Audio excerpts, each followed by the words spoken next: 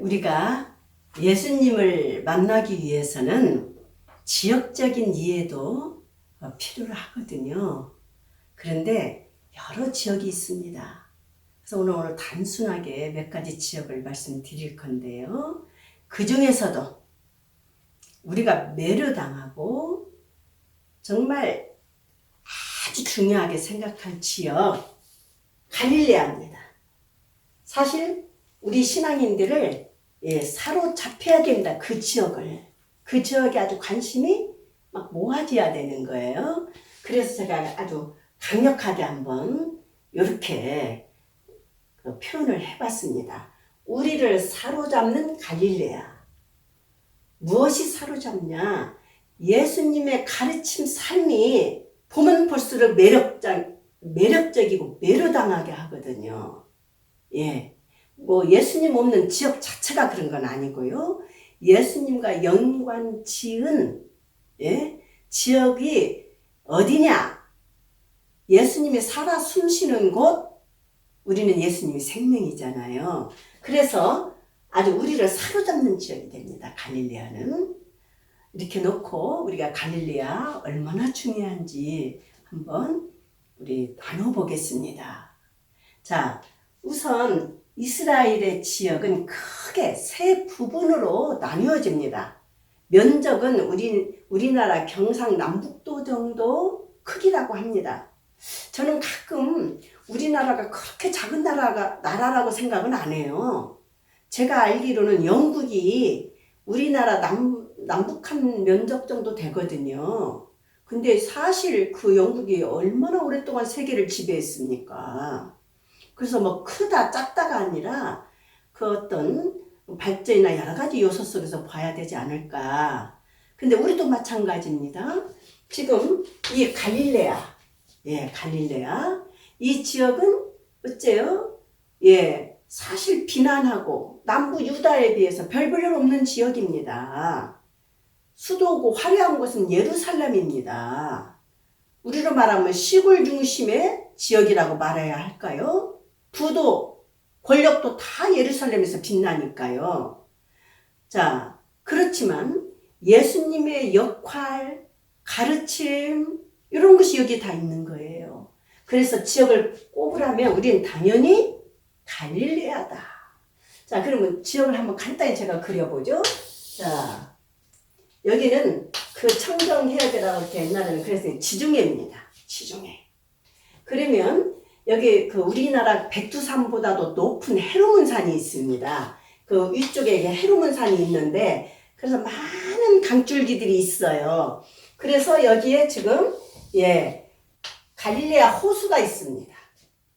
그리고 자, 요르단강이 이렇게 흘러서 자, 우리는 이렇게 그 사해라고 하지만 이스라엘 사람들이 왜 자기 땅을 죽은 바다라고 하겠습니까?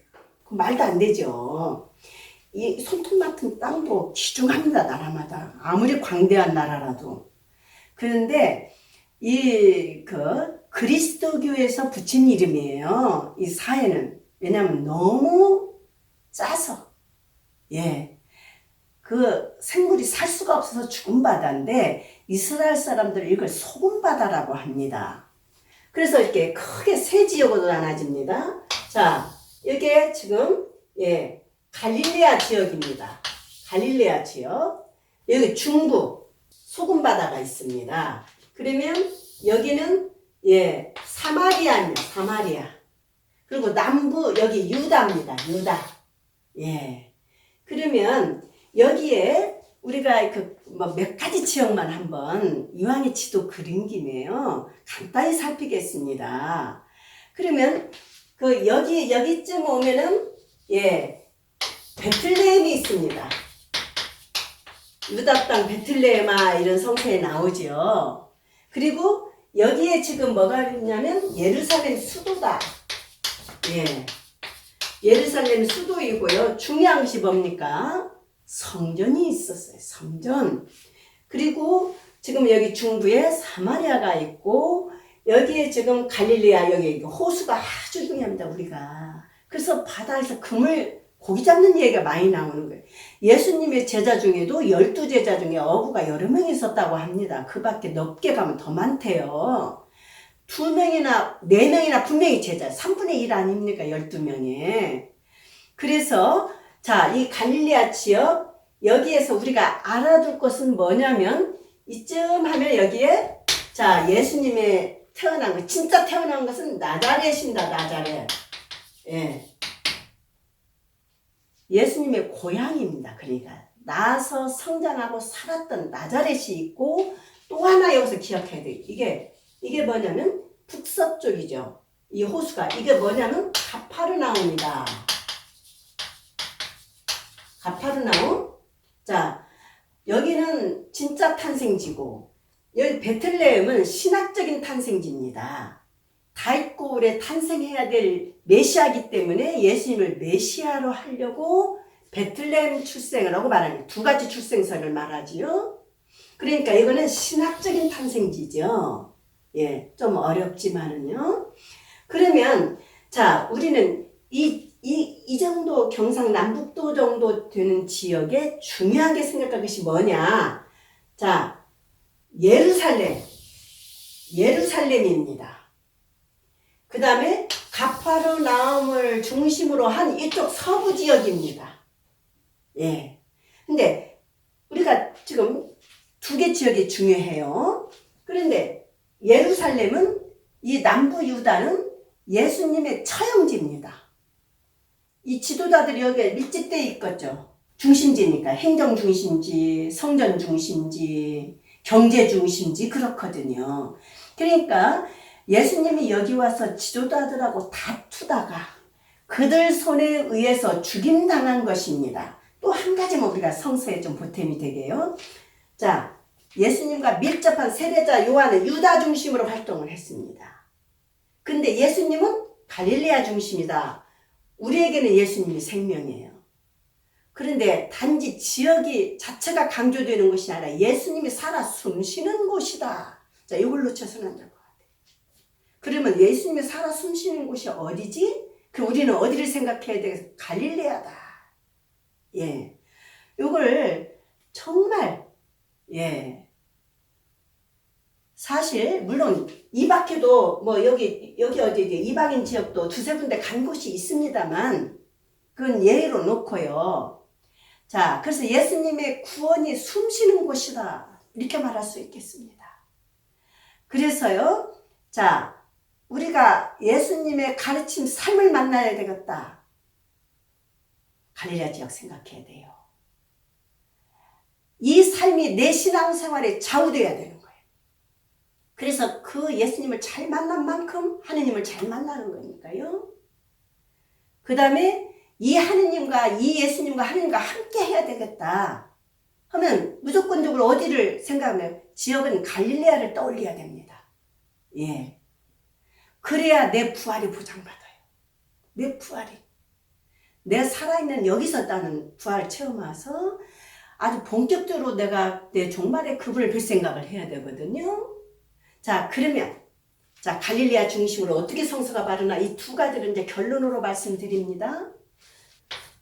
마르크 1장 14절에서 15절입니다. 예. 자, 여러분들이 마르크복음 1장 14절에서 15절을 한번 펼쳐보십시오. 예. 중요한 것은 구원 선포예요. 하나님 나라 선포. 이게 뭡니까? 자, 하느님 나라 선포. 다시 말하면 하느님 나라가 구원이니까요. 예. 예수님의 삶 전체를 하나로 묶어라. 하느님 나라입니다. 예. 그래서 이게 복음이고요. 구원이 복음이죠. 우리에게. 보십시오. 14절에 가면 자, 요한은 잡힌대요. 어디서 활동했어요? 요한은 유다 지역으로 활동했어요. 근데 예수님이 유다 지역에 머문 게 아니에요. 자, 14절을 보시면 요한이 잡힌 뒤에 예수님께서는 갈릴레아 가시어. 분명히 갈릴레아부터 출발합니다. 거기서 하느님 나라 선포입니다. 하느님의 복음을 선포하시며 이렇게 말씀하셨다. 하느님 나라 갖고 와라. 이제 예수님께서 하느님 나라, 하느님 오시는 거예요. 최고의 복음이죠. 예, 이렇게 선포됐잖아요. 그런데 이제 이 복음의 완성이 부활 아니겠습니까? 그러면 요게 지금 이렇게 와닿아야 돼요. 이렇게. 마르크 복음 16장 1절에서 8절입니다. 예. 16장 1절에서 8절을 보면 이제 갈릴리아 예수님이 십자가에 돌아가시고 아주 비참하게 돌아가시고 묻혀서 부활은 상상도 못했어요. 그 정말 향유조차도 바르지 못하고 그렇게 죽을 수 있나요? 마지막 인생 끝을. 너무 안타까운 나머지 여인들이 무덤을 참배하러 간 거예요. 향유 사가지고 안식일이 풀리자마자. 근데 거기서 예수님이 부활 계시를 내리셔. 부활하셨다고. 이런 기쁜 소식이었다. 그러니까 예수님의 하늘나라 선포가 쭉 삶이 있었잖아요. 주로 어디서? 갈릴라에서. 그런데 뭐라고 하시냐면 이건 아주 우리에게 이 말씀을 항상 우리 앞에 있어야 됩니다. 부활 예식을 거대하게 성대하게 있지 않습니다. 예. 뭐라고 하냐면 그게 무덤은 이근방이 전혀 이근방이죠. 지금 돌아가신 부분. 그런데 여기에 있지 않다. 갈릴리아로 가라. 예. 자, 여기에 계시지 않아요. 지금 예수님은. 그리고 무덤에서 만나는 게 아니에요. 그래서 보면은 뭐라고 하냐면 자, 갈릴리아로 가라. 거기서 만나자. 예. 그래서 갈릴리아로 가신다고 합니다. 그러니까 부활 예수 만나려도 이 공생활에서 부활하셨기 때문에 거기서 죽고 부활했기 때문에 갈릴리아가 그러니까 아주 분명히 14절 15절은 16장 1절에서 8절이 확인되는 거죠. 그리고 우리도 이 확인되고 정확한 이 장소에서 그 가르침과 그분의 삶이 숨쉬는 이 내용을 내 앞에 있어야 되겠죠. 우리가 지금 갈릴리아 지역 찾아갈 것은 아닙니다. 그래서 갈릴리아로 가실 터이니 너희는 거기서 나를 만날 것이다. 베드로 다른 사도들에 그렇게 전하라. 보십시오. 우리가 그래서 저는 오늘 강조합니다. 이렇게 중요한 말씀 선포 갈릴리아에서 그렇게 행하시고 그리고 이 예수를 죽여서 없앤 곳은 예루살렘 중심으로 한 유다 지역이고 그리고 여기에 무덤이 이근방이 있겠죠. 분명히 즉시 묻었으니까. 그런데 참배해 갔던 여자들에게 갈릴리아로 가라. 나는 거기서 너를 만난다. 제자들도 가서 그렇게 말하라. 그래서 어떻습니까? 우리를 아주 막 사로잡아야 되죠. 이 갈릴리아. 그래서 오늘 한번 지역을 가지고 예수님을 아주 생생하게 숨쉬는 곳, 예수님의 생명이 있는 곳, 하느님의 풍성히 가르침 속에 있었던 곳, 갈릴리아. 우리를 사로잡아야 되겠지요.